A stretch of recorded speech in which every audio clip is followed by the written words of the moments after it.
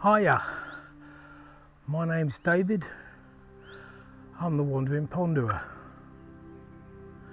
Welcome back to part 2 of last week's video. I'm on my way here. This way. I've got the horses behind you. This way I'm going to Abbey Mill. There's some people out having a ride on their horses.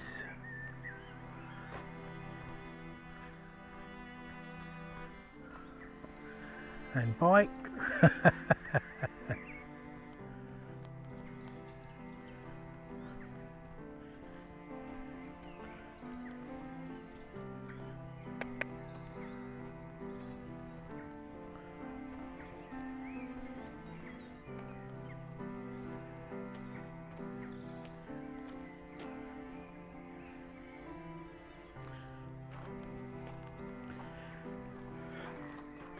Down here, this is the original cut of the river.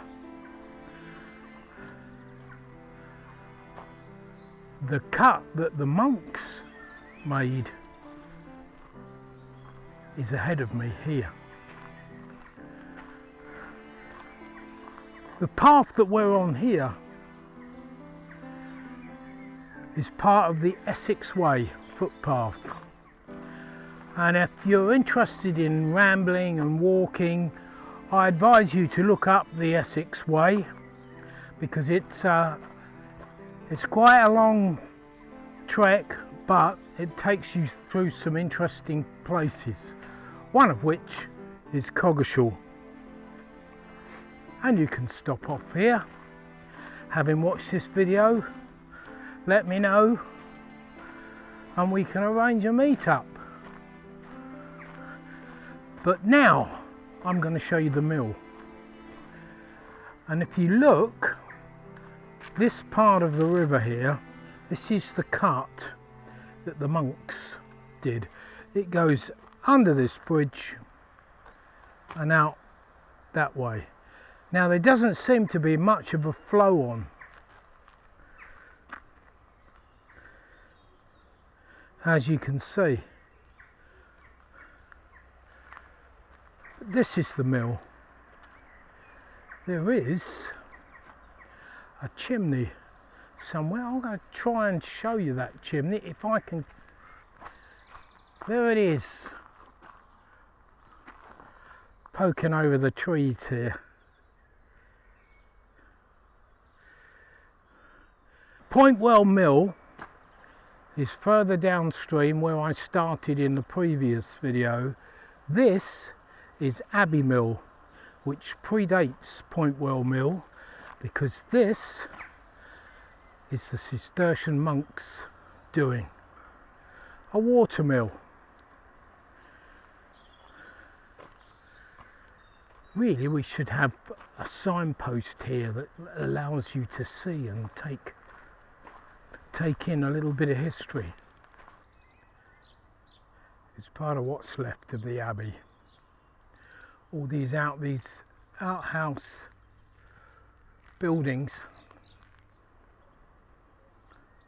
flint, stone and brick,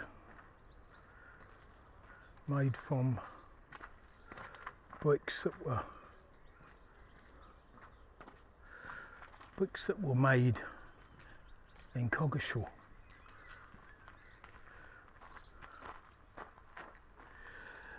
The stones, these sort of things here, and obviously foundation stones, so the history books tell us, were punted up the river that we've just seen back there. And sadly, the Abbey fell into ruin over the years,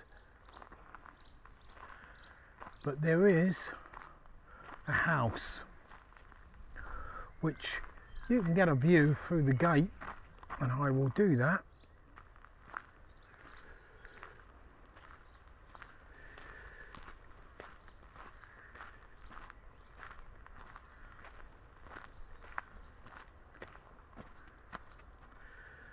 Just through the gate there is a house, and notice the style of chimney on top, which should give you an idea of its period, and I'll put all the dates up.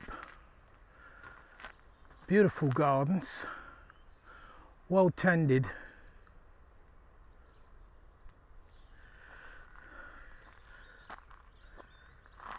and here we have more stables here. Now, in a previous video there was a cannon out here. I have it on reliable information that cannon is currently being refurbished, because it's done nothing but stand outside for years and years, so it needs a little bit of tender loving care. So it's being restored, and quite rightly so. Isn't it beautiful out here with the flowers?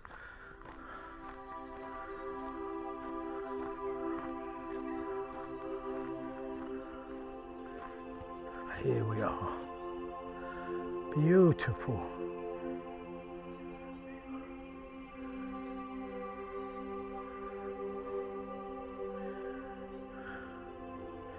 Another field where they put horses. Some lovely trees over there.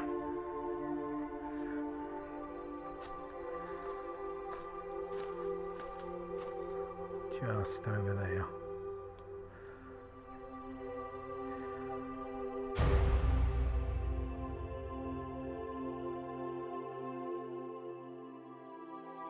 There is a legend, and I say it's a legend because there are many urban legends that have come up through the centuries around abbeys all over the country. There's always tales of secret tunnels. Some turn out to be just the normal caverns that you find under monasteries for perhaps wine and big wine cellars, and others are tales of long tunnels that link one building to another, and usually that building is quite far away. Well, there's a similar tale down here about a tunnel that was dug under the Abbey that goes to Colchester Castle, so one of the stories says. Now, I've looked at the overhead maps from Google Earth and worked out that digging a tunnel from here to Colchester, even by today's standards, is a feat that is very, very difficult, especially if you want to go under two rivers, and there's a very big river in Colchester that you've got to go under. Then you've got to go up the hill that Colchester Castle is actually built on to come up into the castle. Now, it's a distance of 14.6 kilometres, just over 9 miles. And if you've studied anything about tunnels, and especially about the Channel Tunnel, you'll see that even with the equipment that they had, there were some difficulties and massive hurdles. Not talking about the sea, but just navigation wise. With the Channel Tunnel, they had the French digging in one direction from France, and we dug from Kent, and the two two sides had to meet up somewhere, and they didn't meet up exactly.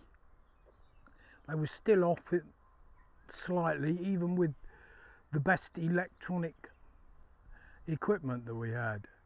Well, you think back in the day when this tunnel was allegedly built, they didn't have any of that.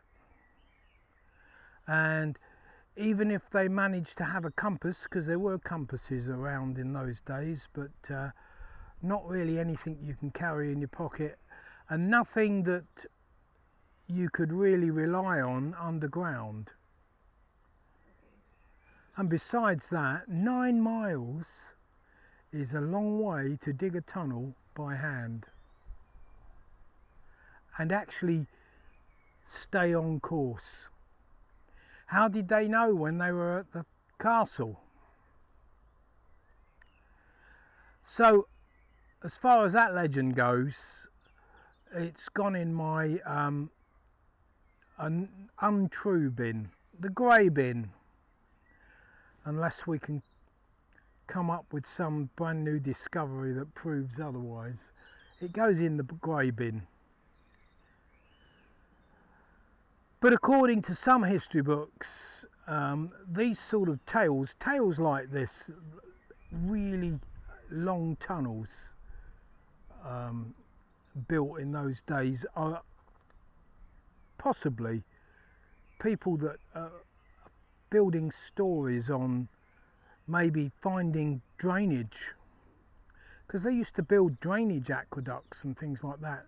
And if you imagine, we're down by the river and you've got the mill there, so no telling what there was down there. Maybe they did have drainage problems back in the day. So maybe those tunnels, or the tunnel, was something to do with that. Fanciful tales, but even so. Be nice if it was true. You think, if you're going to go along a 9-mile tunnel, for what purpose? These are questions that you have to ask. What purpose were the... And how did you traverse? It's a walk, a 9-mile walk, which is a long way. Well, this is where I'm going to sign off for this video. Thank you for sticking with me. Please give it a thumbs up and don't forget to subscribe, and I will see you in the next video. Stay safe.